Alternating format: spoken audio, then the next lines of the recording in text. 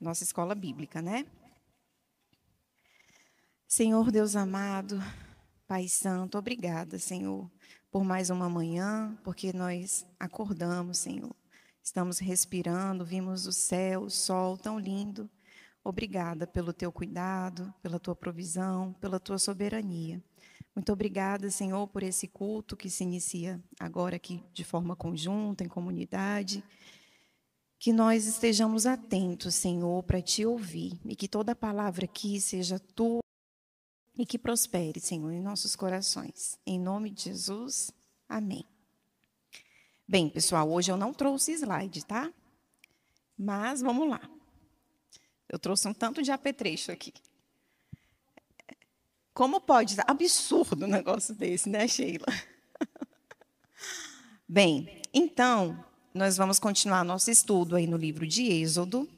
E hoje nós vamos ler os primeiros versículos do capítulo 18. E aí, o que acontece? Eu sempre gosto de lembrar que a gente está quase na metade, hein, pessoal? Porque Êxodo são 40 capítulos. E a gente está entrando hoje no capítulo 18. Vamos seguir aí, firmes, né, e fortes. Bem, eu sempre gosto de lembrar que Êxodo é a história da vida cristã. É a história da libertação do povo de Israel, mas também é a nossa história, a história da vida cristã. E se a gente parar para pensar, existe uma conexão espiritual entre a salvação de Israel e a salvação em Jesus Cristo. Então, o nosso êxodo é a morte e ressurreição do nosso Jesus, né? Que nos tira do Egito e nos resgata, nos redime para a vida com Ele, para a vida eterna.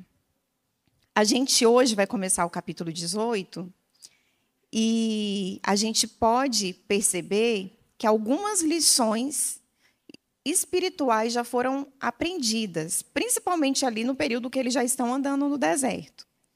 E aí a gente já viu, né, que Deus salva, Deus guia, Deus protege, Deus provê e Deus está conosco. Na aula passada, a Cíntia trouxe aquele primeiro confronto, quando os amalequitas atacaram o povo de Israel. E aí, só lembrando, os amalequitas é um povo nômade, cuja linhagem tem origem lá em Esaú. E, simplesmente, eles foram lá e atacaram o povo de Israel. E aí, uma coisa que é bom a gente lembrar, e aí eu li uma frase do Charles Spurgeon, que eu queria ler aqui para vocês rapidinho, porque, lembrando, né, Êxodo é a história da vida cristã. Então, tem uma relação. A gente sempre tem que pensar, né? Não é uma história apenas, tem total relação conosco sempre. E quando a gente pensa nesse ataque dos amalequitas, o Charles Spurgeon ele fala assim, olha, assim como o povo de Israel enfrentou um ataque repentino, nós também enfrentamos ataques espirituais repentinos. E aí a gente nunca pode se esquecer do que a Cíntia reforçou muito na aula passada, que é a nossa luta não é contra carne ou sangue, né? Mas contra principados, potestades e dominadores do mal. Então, assim como aquele povo foi atacado ali pelos amalequitas, nós também somos atacados repentinamente por ataques espirituais. E aí o Charles Spurgeon fala, os filhos de Israel, eles não estavam no poder dos amalequitas, não estavam. Eles foram repentinamente atacados. Da mesma forma, nós não estamos sob o domínio do pecado. Não estamos, pessoal. Nós fomos libertos da escravidão, do pecado, por meio da morte e ressurreição do nosso amado Jesus. Mas nós precisamos ser ativos na nossa causa, né? Agora que a gente está vivo entre os mortos, a gente precisa lutar contra potestades e os poderes do mal, tá? Bem, então essa foi a breve retrospectiva. E aí agora a gente vai entrar no capítulo 18. Nós vamos ler do versículo 1 até o versículo 12. Todos prontos? Sim? Então, vamos lá. A minha versão aqui é a NVI.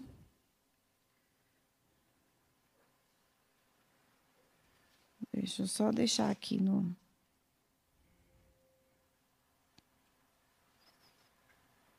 Tá, então vamos lá. A visita de Jetro. Então, a gente acabou de ver que eles foram atacados pelos amalequitas, mas eles venceram. Os bracinhos de Moisés ficaram lá sendo apoiados por Ur e Arão. E Deus deu vitória, né? E aí o final do 17 fala que o Senhor é a bandeira, né? Moisés construiu um altar e chamou-lhe: O Senhor é minha bandeira. E aí, então vamos começar agora, Êxodo 18, versículo 1. Eu vou ler, pessoal, porque se eu passar para vocês lerem, o pessoal não escuta, né? Então eu vou ler aqui, do 1 até o 12. Jetro, que também é chamado de Reuel, eu não sei se alguma versão aí, né, tem de vocês aí, tá como Reuel, sacerdote de Midian e sogro de Moisés, soube de tudo o que Deus tinha feito por Moisés e pelo povo de Israel, como o Senhor havia tirado Israel do Egito. Moisés tinha mandado Zípora, sua mulher, para a casa de seu sogro Jetro, que a recebeu com seus 2 filhos. Um deles chamava-se Gerson, pois Moisés dissera: tornei-me imigrante em terra estrangeira. E o outro chamava-se Eliezer, pois dissera: o Deus de meu pai foi o meu ajudador, livrou-me da espada do faraó.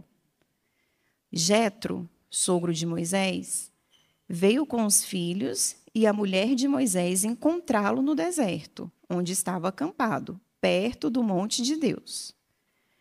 E Jetro mandou dizer-lhe: eu, seu sogro Jetro, estou indo encontrá-lo, e comigo vão sua mulher e seus 2 filhos.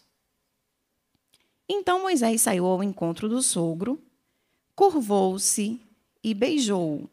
Trocaram saudações e depois entraram na tenda. Então Moisés contou ao sogro tudo quanto o Senhor tinha feito ao faraó e aos egípcios por amor a Israel, e também todas as dificuldades que tinham enfrentado pelo caminho e como o Senhor os livrara. Jetro alegrou-se ao ouvir todas as coisas boas que o Senhor tinha feito a Israel, libertando-o das mãos dos egípcios. Disse ele: bendito seja o Senhor que libertou vocês das mãos dos egípcios e do faraó, que livrou o povo das mãos dos egípcios. Agora sei que o Senhor é maior do que todos os outros deuses, pois ele o superou exatamente naquilo de que se vangloriavam. Então Jetro, sogro de Moisés, ofereceu um holocausto e sacrifícios a Deus. E Arão veio com todas as autoridades de Israel para comerem com o sogro de Moisés na presença de Deus. Bem, vamos lá. A última vez que a família de Moisés apareceu no livro de Êxodo foi lá no capítulo 4, justamente naquele episódio sinistro, que a Zípora, mulher de Moisés, afia uma pedra para, né, o prepúcio do filho, né, para cortar. Foi a última vez que a gente viu algum relato sobre a família de Moisés no livro de Êxodo. Agora nós estamos no capítulo 18, e essa família de Moisés reaparece. E aí, alguns estudiosos, existem muitas especulações sobre como que essa família foi para lá, o que aconteceu. E aí são várias, gente. Tem especulação assim, por exemplo, que antes do Êxodo, né, antes da saída lá do Egito, Moisés tinha pegado a família e tinha mandado a família para ficar com Jetro. Mas essa especulação ela é muito refutada, porque seria uma postura muito covarde de Moisés. Existe estudioso que fala que, quando eles estavam chegando ali perto do Monte Horebe, Moisés mandou a família para a casa lá do sogro dele, Jetro, porque era perto mais ou menos da casa dele. Tem estudioso que fala que Zípora e Moisés se atracaram, brigaram, divorciaram, e por isso eles foram para a casa do Jetro. Enfim, tem de tudo mais um pouco. Mas o que acontece? Eu acho que nem compensa a gente ficar aqui tentando fazer especulação. Né? Que especulação é especulação. Não, né? O Senhor não deixou aqui revelado a nós o que foi o motivo, enfim, aí quem tiver dúvida, lá na glória pode perguntar para o nosso amado Senhor, o que aconteceu? Né?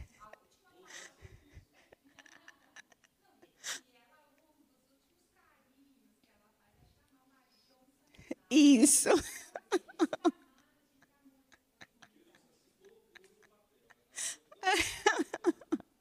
Detetive. É isso, pois é, algumas pistas, né? Mas enfim, gente, essa família realmente foi parar lá na casa do Jetro e agora o que importa é que eles estão reaparecendo. E aí é bem interessante, porque aqui traz o relato do nome, né, os nomes dos filhos de Moisés. E se a gente for parar para pensar, ó, o primeiro é Gerson.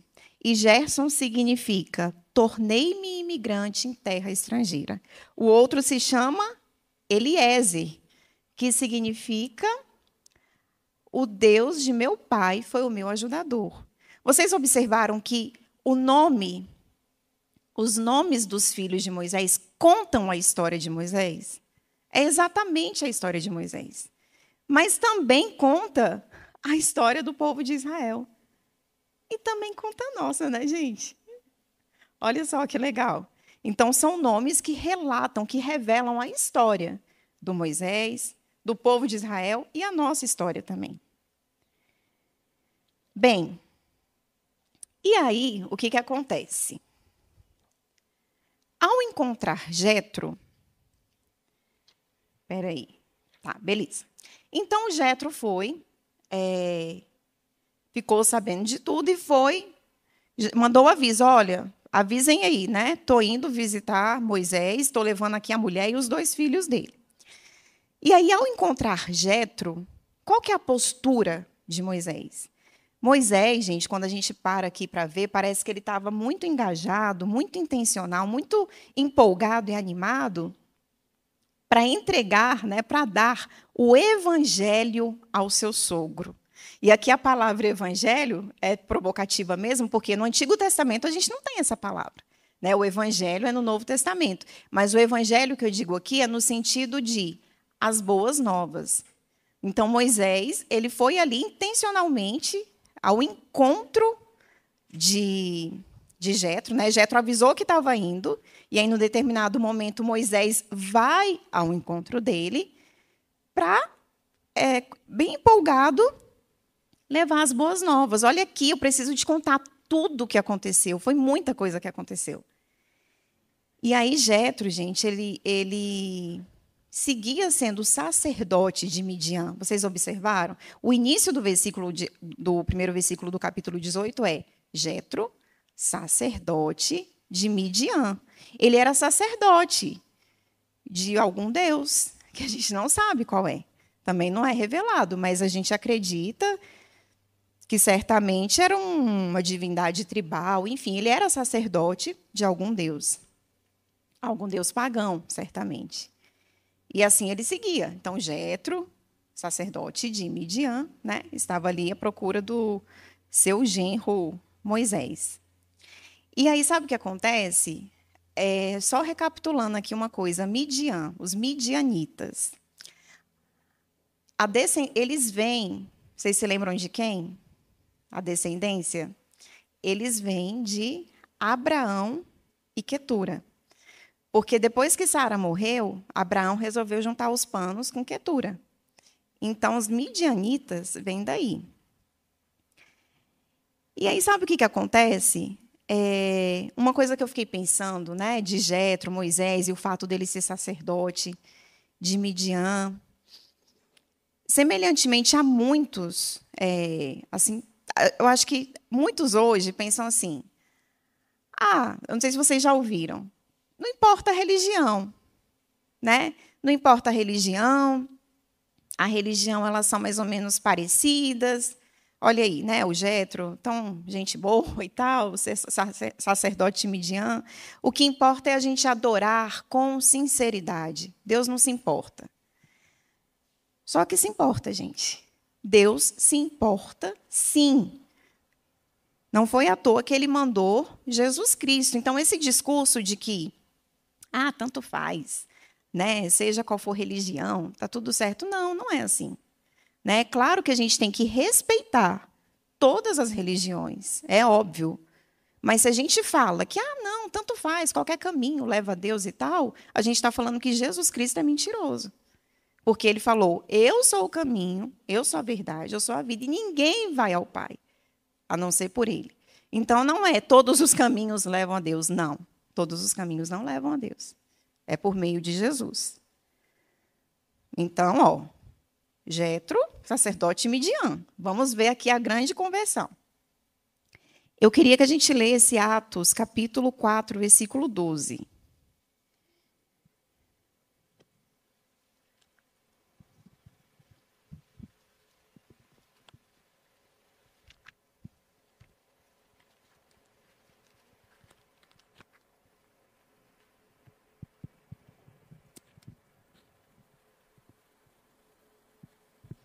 Atos 4, versículo 12.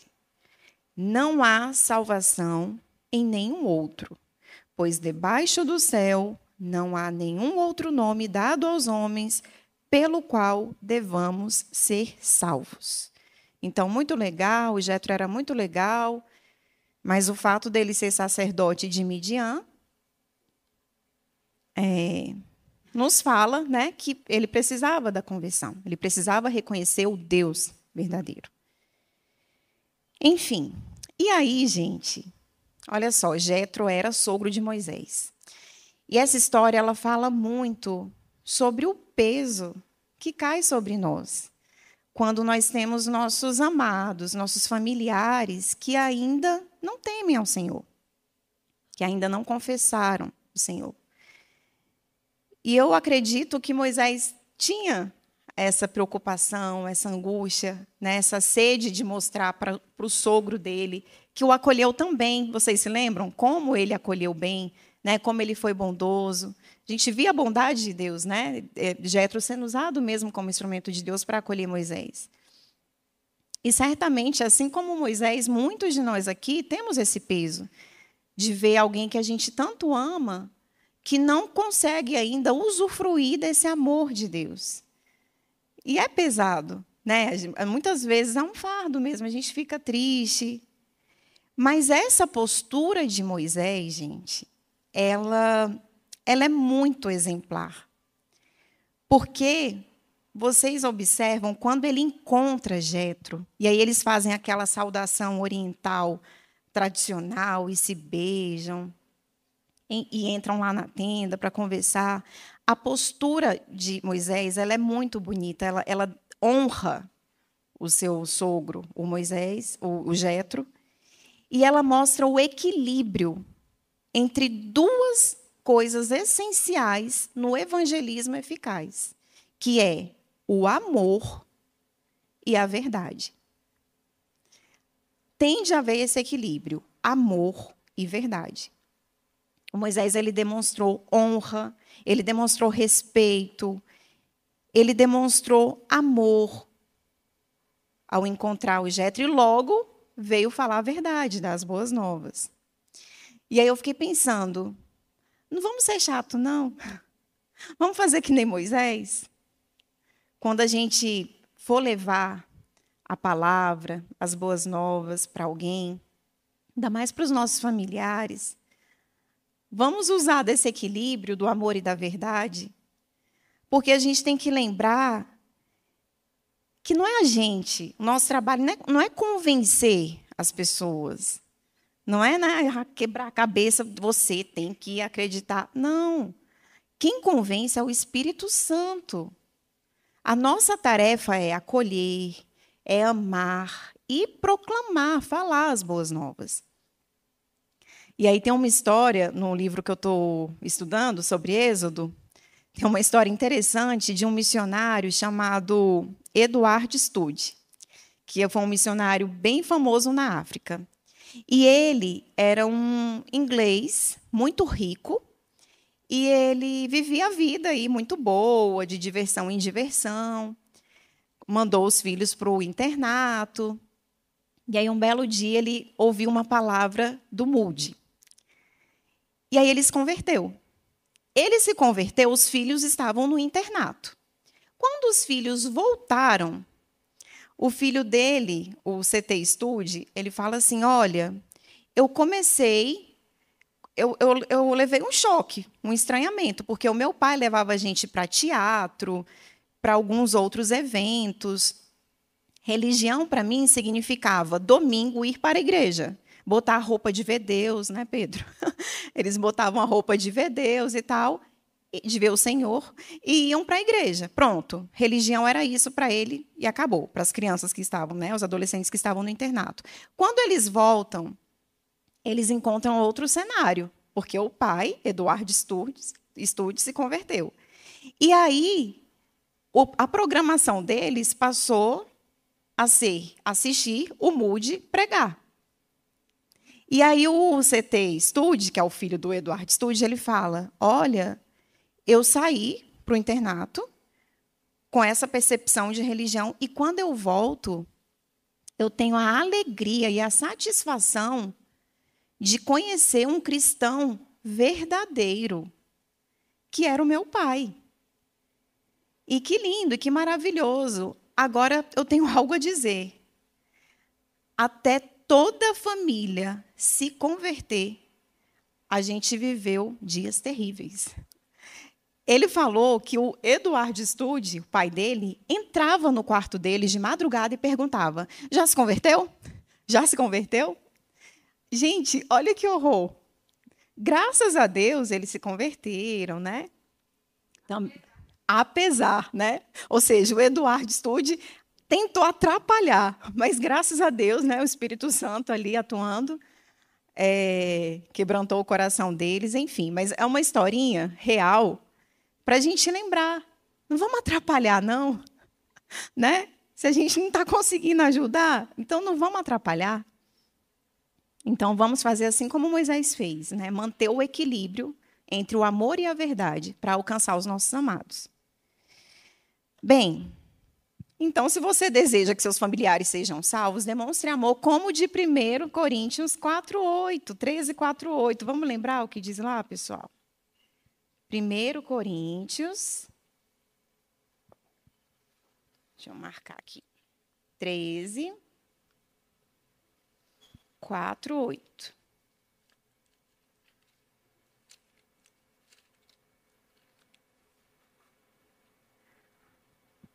Olha só, a gente ama aquela pessoa que a gente tanto quer ver temendo ao Senhor, usufruindo da mesa do Senhor. Então, olha o que diz a palavra. O amor é paciente, o amor é bondoso, não inveja, não se vangloria, não se orgulha, não maltrata, não procura seus interesses, não se ira facilmente, não guarda rancor. O amor não se alegra com a injustiça, mas se alegra com a verdade. Tudo sofre, tudo crê, tudo espera, tudo suporta. O amor nunca perece. Mas as profecias desaparecerão, as línguas cessarão, o conhecimento passará. Então, se você ama, espera, com calma e paciência no Senhor. Lembra do equilíbrio de Moisés. Amor e verdade. Não precisa fazer que nem Eduardo Stude, a cada 5 minutos entrar no quarto do amado, da amada e falar, e aí, se converteu? Não vamos atrapalhar. E aí a gente deve orar, amar, dar as boas novas, mas lembrar que quem convence é o Espírito Santo. E, às vezes, gente, a gente tem que pensar que a gente tem que plantar. Essa história é uma história de evangelização, né? Quando a gente vê Moisés proclamando ali tudo que aconteceu, as boas novas para Jetro, é uma história de evangelização. E muitas vezes a gente planta, mas quem vai colher é o outro. E muitas vezes a gente está colhendo o que alguém plantou. Então, não perca a esperança, não desanime. Tem uma pessoa que eu conheci, uma colega, e ela me contou, ela até veio aqui no dia do Pensamentos Transformados, Emoções Redimidas. E ela me contou que ela era uma pessoa muito improvável para se converter. Tipo garota carioca, sabe? Assim, né? Gostava muito de praia, biquíni, tudo bem, a gente também gosta, não tem problema nenhum isso.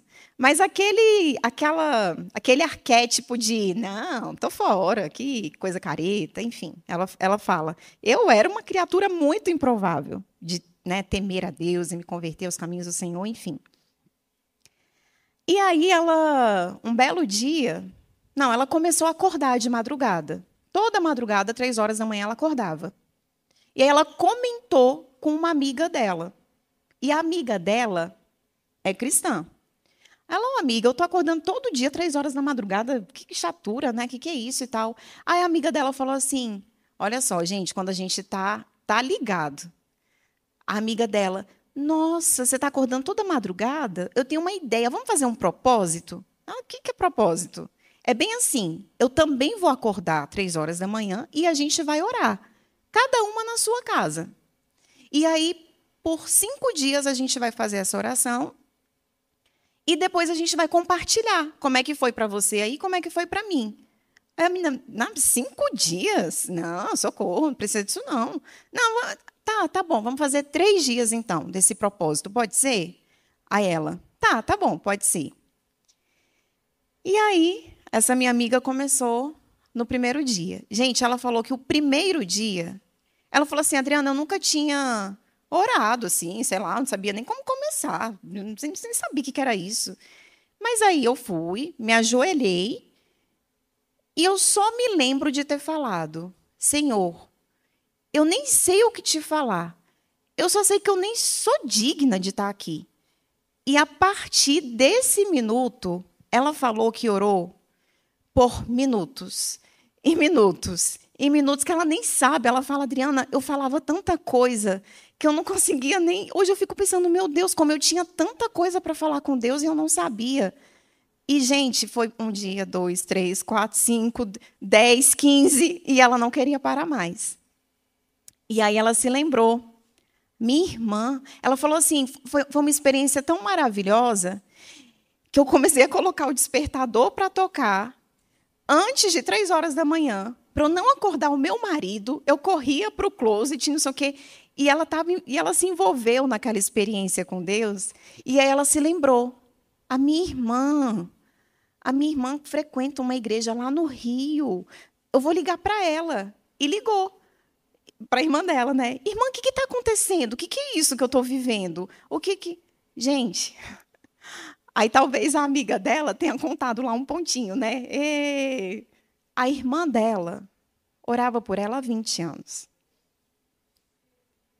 Há 20 anos, a irmã dela perseverou na oração. Aí a gente vê a amiga, né? A amiga foi usada pelo Senhor? Óbvio, claro. Mas quem estava orando, né, pela irmã há 20 anos era a irmã. Enfim, então é só um testemunho, né?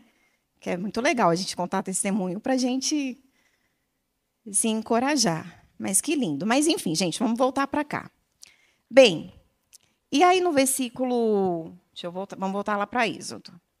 Tem um versículo que fala, Moisés contou. Quer ver? É o 8, 18:8. Então, Moisés contou. Essa palavra no original é proclamou. Então, Moisés proclamou. E aí, o que ele deve ter contado, gente, para o Jetro? Nossa, ele deve ter contado tudo. Botou o velhinho lá sentado e deve ter contado tudo. Olha, é o seguinte, sogro, foram anos de escravidão no Egito. Muita escravidão. E aí, lembra daquela vez que eu saí daqui? Eu não te contei uma coisa. Eu fui ao encontro de Faraó. E aí, sabe o que aconteceu? Deu tudo ruim, porque a situação piorou. O trabalho piorou para o povo de Israel. Mas aí veio o Senhor e fez os seus atos de justiça. E foram atos de justiça por meio das pragas. E foram muitas pragas. E ele deve ter contado cada uma, como cada deus pagão ali foi derrotado por meio dessas pragas, até que chegou uma praga final, que foi a morte do primogênito. Mas sabe, Jetro, o que acontece, sogro? O povo de Deus, a família de Deus, ela foi livrada da morte, porque teve o sangue do cordeiro nos umbrais das portas, que livrou os primogênitos da família de Deus, do povo de Deus. E aí, quando a gente estava atravessando, quando estava achando que estava tudo bem, apareceu o mar vermelho. Mas aí, o que o Senhor fez? Abriu o mar vermelho. E aí, nós passamos com glória, e nós cantamos, e foi tudo muito feliz, até a gente chegar em Refidim. E quando a gente chegou, vêm os amalequitas e atacam a gente. Mas o Senhor nos fez viver, nos fez vitoriosos de novo. Enfim, gente, ele deve ter contado detalhe por detalhe. Mas sabe o que é mais importante a gente pensar dessa proclamação que Moisés fez a Jetro? É a gente pensar que ela é centrada em Deus. Ela é centrada no Senhor. E é muito bom, né, gente? Que maravilha. Porque imagina se ele fosse contar que o povo duvidou, que o povo retrocedeu, que o povo reclamou, que o povo murmurou. Não, a proclamação dele, o que ele contou, foi centrado no Senhor. E assim também deve ser o nosso testemunho. Todo testemunho cristão sempre é pessoal. Eu acabei de contar um testemunho aqui para vocês. Todo testemunho cristão é pessoal. Mas a gente tem que ter cuidado, gente. A gente tem que ter muito cuidado, porque o meu testemunho, ele não é de como eu encontrei um caminho até Deus, mas é como Deus me atraiu a Ele. E aí é por meio da cruz, é Jesus Cristo. Então, o nosso testemunho, ele deve ser baseado na cruz de Cristo. A gente não precisa ficar falando de nós, a gente tem que ficar falando de Jesus. Porque se a gente ficar falando de nós, não vai dar certo, não. Não vai dar. É de Jesus que a gente tem que falar. Vocês já devem ter vivido, né? Conversar com alguém sobre o Evangelho, sobre as boas novas, e a pessoa falar, mas fulaninho sempre quer olhar, né, para o fã-clube de Jesus, né? Jesus é muito legal, o problema é o fã-clube, né, Cíntia? Então, a gente tem que, nosso testemunho é centrado na cruz do nosso Senhor Jesus. E aí, gente, deixa eu correr aqui para... Estou acabando. Eu queria que a gente observasse três coisinhas ali na reação de Jetro, quando ele recebe essas boas novas de Moisés. Quando Moisés conta tudo o que aconteceu, como Deus, com sua forte mão poderosa, livrou a família de Deus, o povo de Deus. Jetro, ele tem uma reação muito legal, muito favorável. E três pontos na reação dele são bem interessantes. Primeiro, ele teve fé. Ele acreditou naquela ação do Senhor, ele diz, bendito seja o Senhor. Jetro, além de fé, teve alegria, ele se alegrou. No versículo 9 fala, Jetro alegrou-se ao ouvir todas as coisas boas que o Senhor tinha feito a Israel. E Jetro, gente, prestou louvor. Lá no finalzinho do versículo 18, ele ofereceu até um holocausto. E aí o louvor, é super importante a gente lembrar que o louvor é parte do propósito do evangelismo. O ministério do evangelho, como diz o Perspectivas, o objetivo é a adoração. Vocês se lembram do slogan do Perspectivas? Para que todos os povos o adorem. Esse é o objetivo do ministério do evangelho. Que todos os povos adorem o Senhor. E aí, aqui no finalzinho do capítulo 18, a gente consegue ver muito bem isso, que é Jetro oferecendo esse holocausto e sacrifício a Deus. E aí vem Arão com todas as autoridades de Israel e Moisés, e comem ali junto, né, na presença do Senhor. E aí a gente vê a adoração e depois a gente vê a comunhão. A adoração e depois a comunhão. Comunhão sem adoração dá murmuração.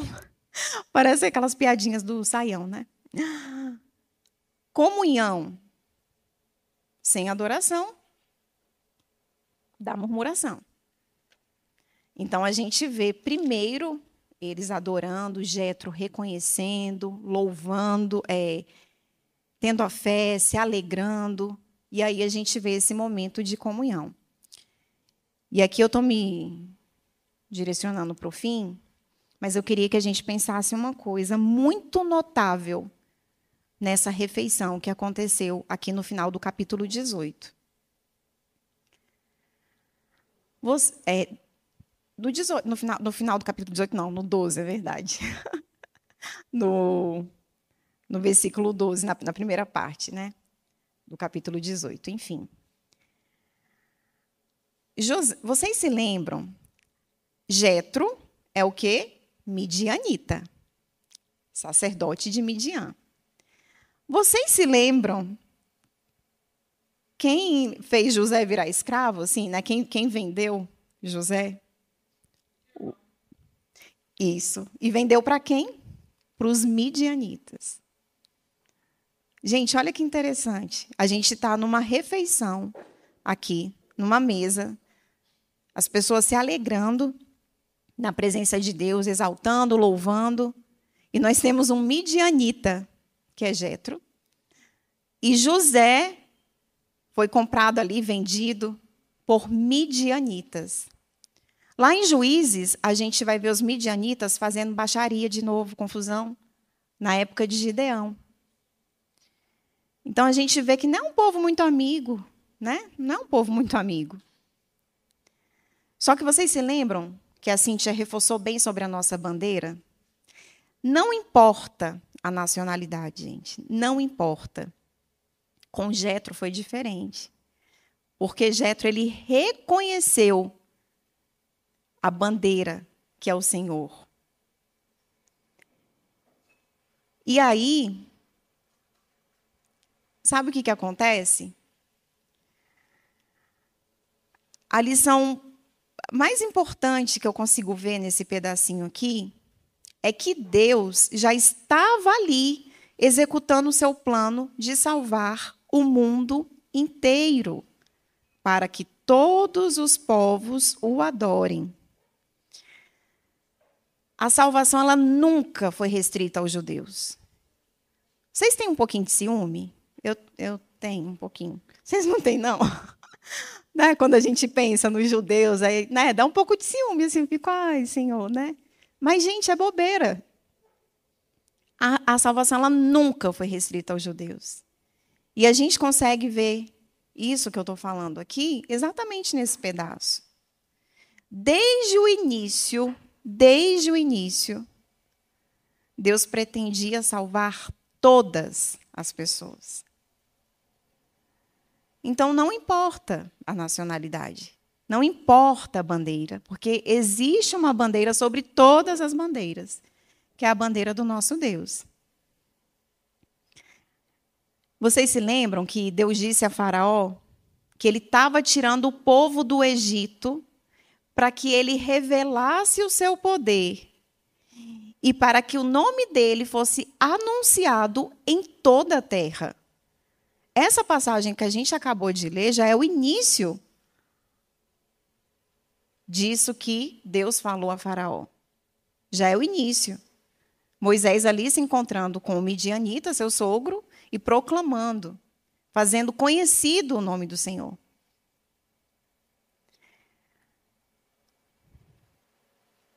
O Chesterton, ele fala que o ápice desse drama, dessa história do Êxodo, se dá aqui nessa mesa.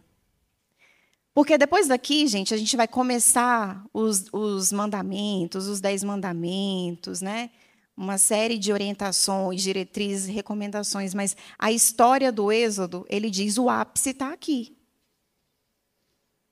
O ápice está numa refeição, na mesa, no louvor, dos povos se alegrando diante de Deus. E aí ele fala que a divisão diante da mesa do Senhor, ela se torna diversidade. Todos são bem-vindos. Todos são bem-vindos. Bem, essa foi a história de Jetro proclamando, de Moisés proclamando as boas novas ao midianita, ao seu sogro Jetro. Mas a gente também tem uma mensagem a proclamar. E a mensagem que a gente tem a proclamar, a gente deve proclamar com o equilíbrio que Moisés teve. Amor e verdade. Sempre, nunca se esquecendo, amor e verdade. A gente não pode deixar de proclamar a nossa salvação em Jesus Cristo. O perdão dos nossos pecados por meio da cruz, a vida eterna pelo meio daquele túmulo vazio. A gente precisa proclamar, para que todos os povos o adorem. Nós somos convocados a fazer isso. Cada um de nós é chamado para fazer o que é possível, gente, o que é possível para espalhar o Evangelho. E aí eu queria finalizar lendo um pedacinho, um trechinho aqui do livro que eu estou estudando, pensando muito nessa mesa. Cada vez que a gente se reúne em nome do Senhor e ceia, né, é tão bonito. É a alegria, né? É a mesa, é o ápice do êxodo, da nossa libertação. E aí, deixa eu ler esse pedacinho para vocês aqui. A nossa divisão vira diversidade diante da mesa do Senhor. E aí o autor desse livro aqui que eu estou lendo, ele fala bem assim: continuemos a espalhar a palavra de Deus, até sermos chamados para a glória. E então cantaremos o cântico de Moisés e do Cordeiro.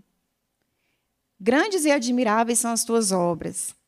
Senhor Deus Todo-Poderoso, todas as nações virão e adorarão diante de ti, porque os teus atos de justiça se fizeram manifestos.